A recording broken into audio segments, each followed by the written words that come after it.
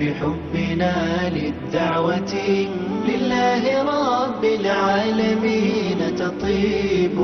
أسعد قلوبا بالهداية والتقى ونر طريقي كي أراه يطيب.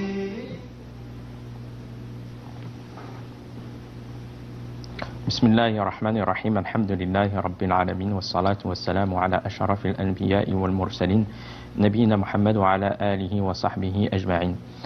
Chers frères, chers sœurs, assalamu alaikum wa rahmatullahi wa barakatuh et bienvenue à tous et à toutes dans la continuité de l'explication du 7e hadith de ce noble ouvrage qui est sur le sujet ad-dinu nasiha, que la religion est an-nasiha, c'est-à-dire dans ce hadith le prophète sallallahu alayhi wa sallam a restreint la religion à an-nasiha, c'est-à-dire que la religion tout entière est sincérité. Et sincérité et loyauté. Et nous avons expliqué dans un premier temps cette sincérité et loyauté envers Allah subhanahu wa ta'ala. Puis nous avons cité envers son livre et nous avons donné une explication à cela, c'est-à-dire Al-Qur'an.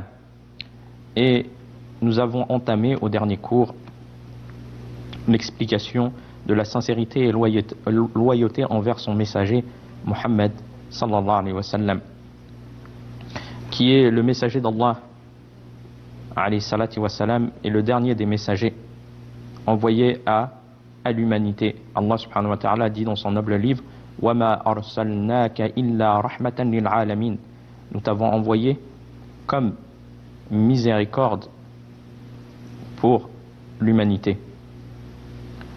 Et donc faire preuve de sincérité et de loyauté envers le messager sallallahu alayhi wa sallam, c'est le fait d'attester en toute vérité et certitude qu'il est le messager d'Allah, intérieurement tout comme extérieurement.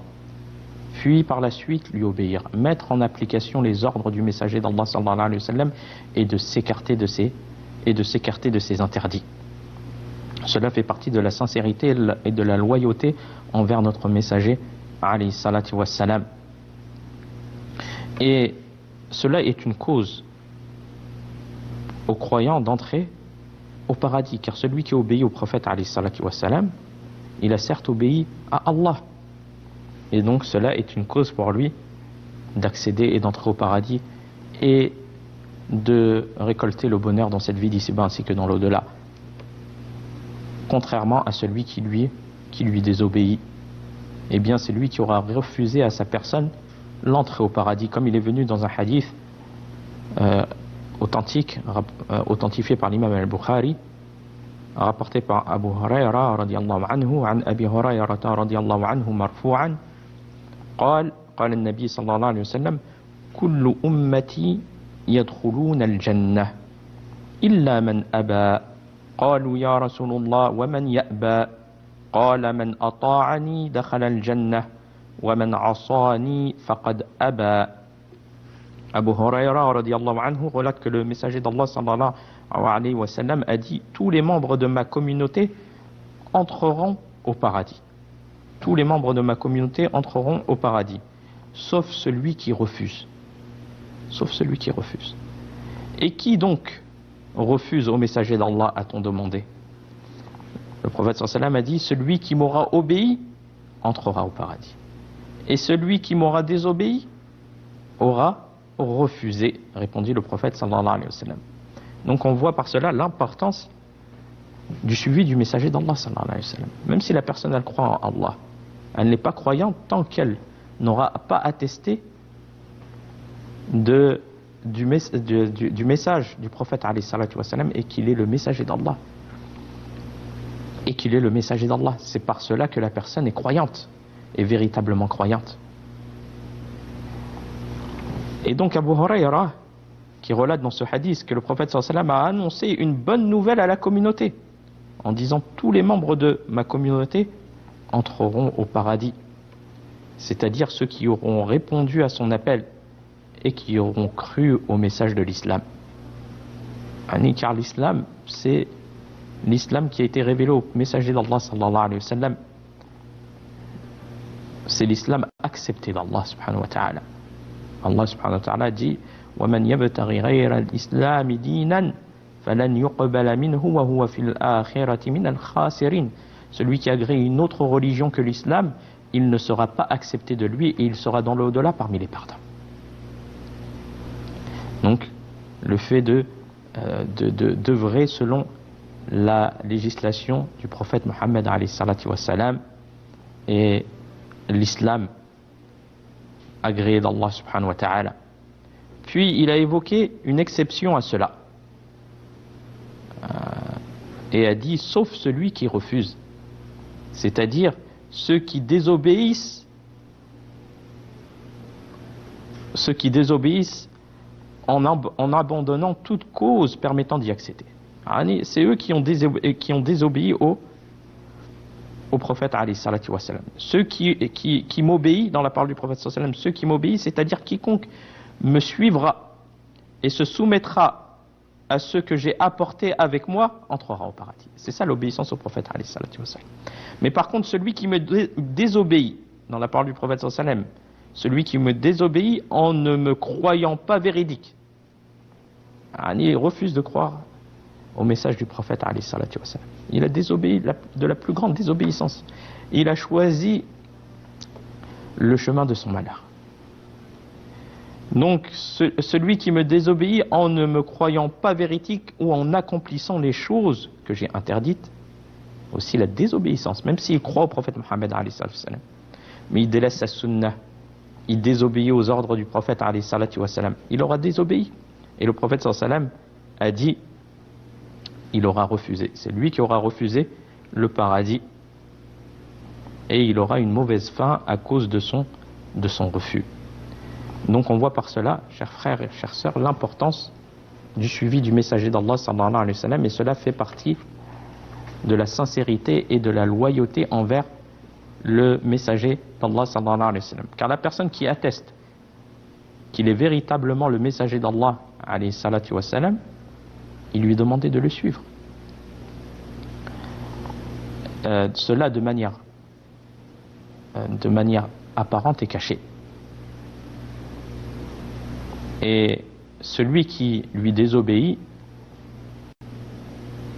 eh bien, son islam sera, son attestation sera déficiente en fonction de ce qu'il aura délaissé de la sunnah du prophète alayhi salatu wassalam et de sa désobéissance. Allah subhanahu wa ta'ala dit فَإِن لَمْ يَسْتَجِيبُوا لَكَ فَاعْلَمْ أَنَّمَا يَتَّبِعُونَ أَهْوَاءَهُمْ. Allah subhanahu wa ta'ala dit mais s'ils ne te répondent pas, sache alors que c'est seulement leur passion qu'ils suivent. La personne doit faire passer les ordres d'Allah ainsi que les ordres du messager d'Allah sallallahu alayhi wa sallam sur ses passions. Et le fait que Allah subhanahu wa ta'ala a ordonné le suivi du messager d'Allah sallallahu alayhi wa sallam. Allah subhanahu wa ta'ala dit fi surat an-Nisa dans le verset 59 Ya ayyuhalladhina amanu ati'u Allah wa ati'u ar-rasul wa ulil amri minkum. Allah subhanahu wa ta'ala dit ô les croyants, obéissez à Allah et obéissez aux messagers et à ceux d'entre vous qui détiennent le commandement. C'est-à-dire conformez-vous au livre d'Allah et à la sunna du messager d'Allah sallallahu alayhi wa sallam.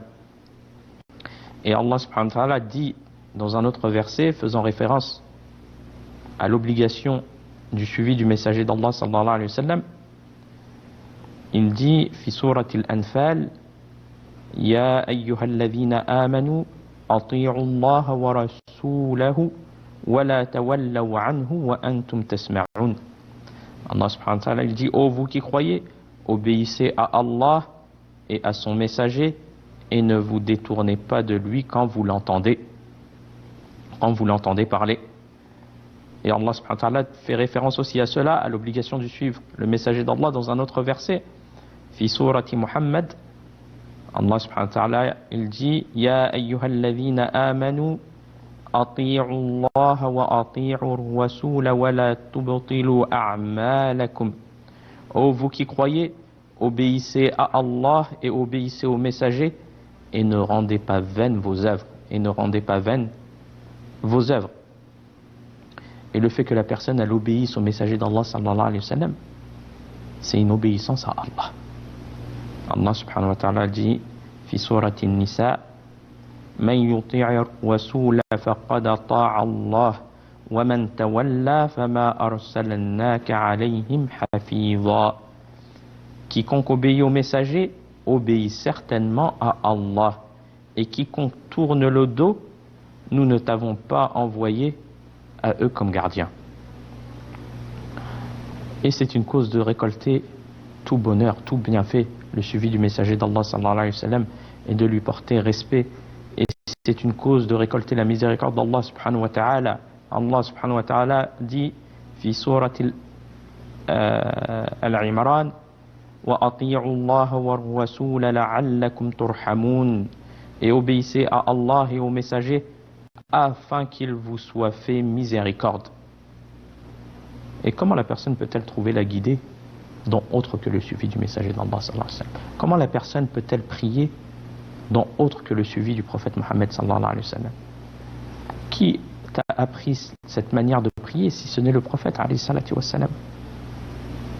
Qui t'a appris la manière de l'adorer dans l'accomplissement du pèlerinage, dans l'accomplissement de tout ce que tu fais comme adoration, si ce n'est par l'intermédiaire du prophète alayhi salatu wa sallam?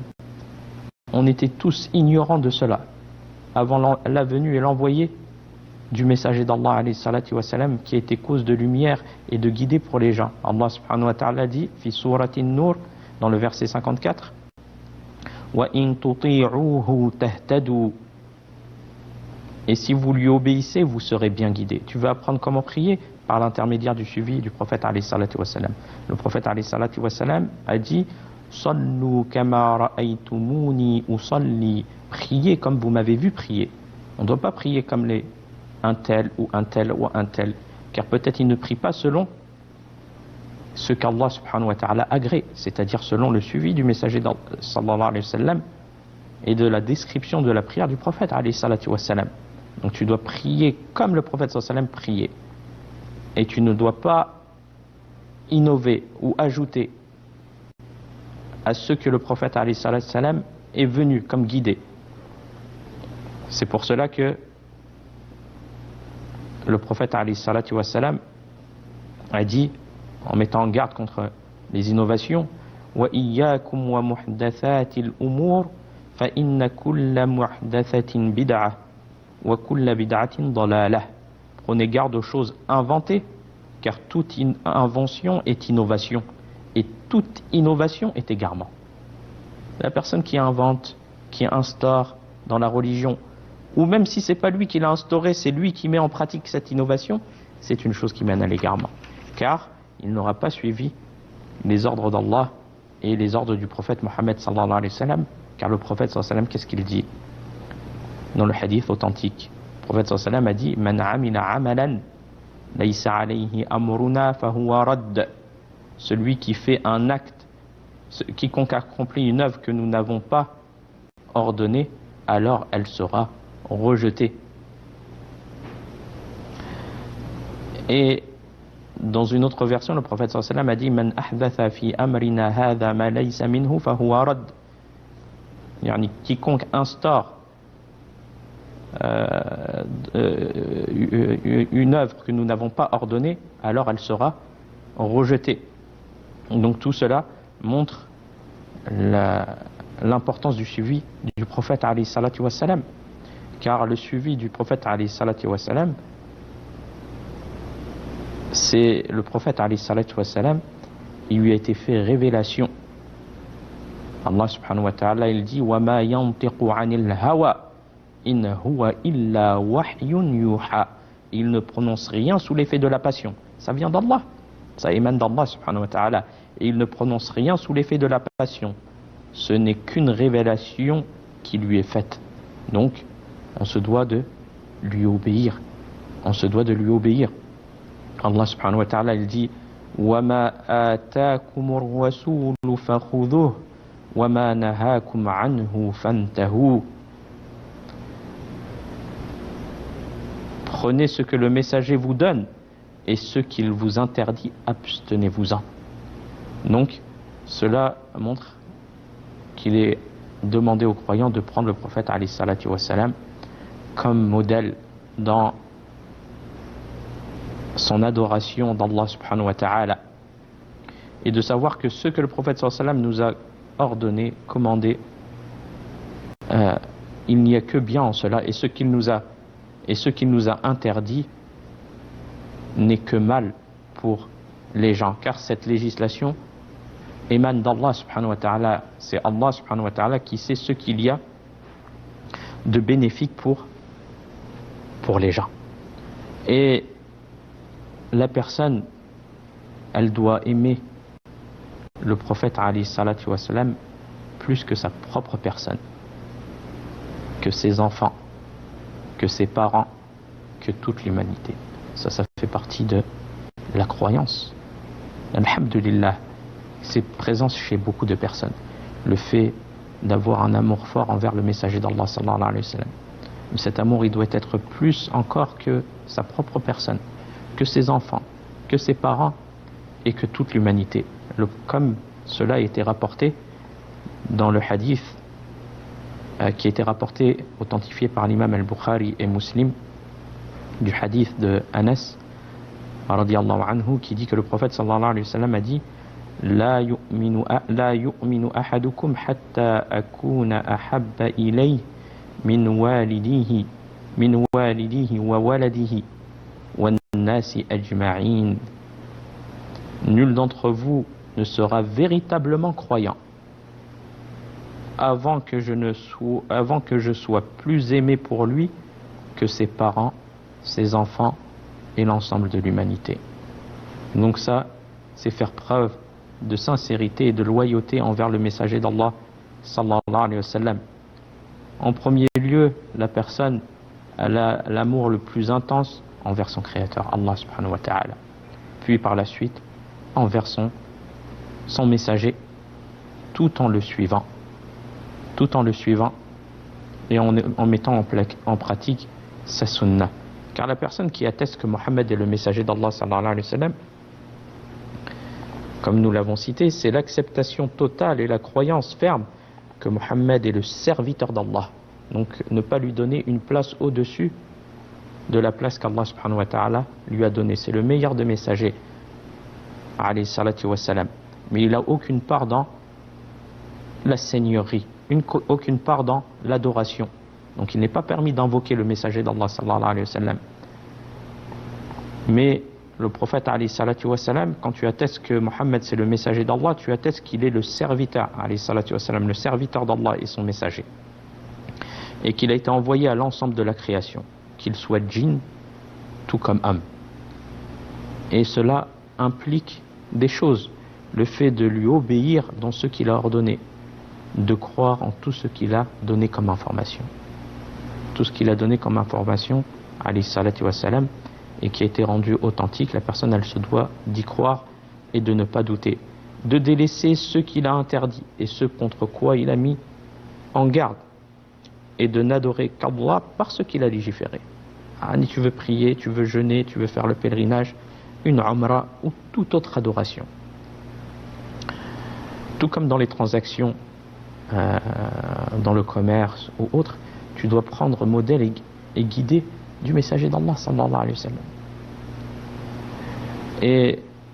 Et donc tu dois croire en lui de manière sincère et déclarer déclarer véridique tout ce avec quoi il est venu alayhi salatu wa salam.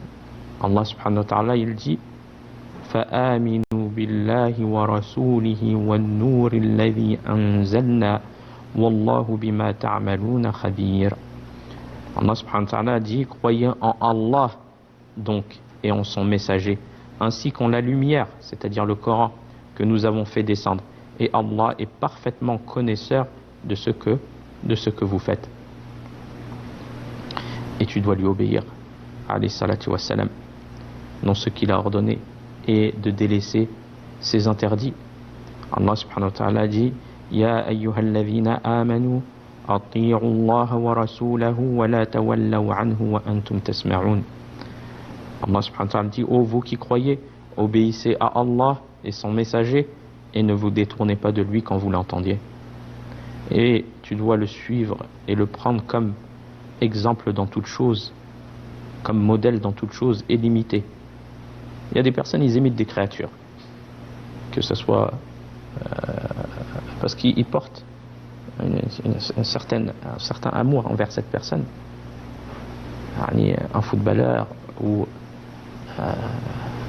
autre, un sportif ou autre.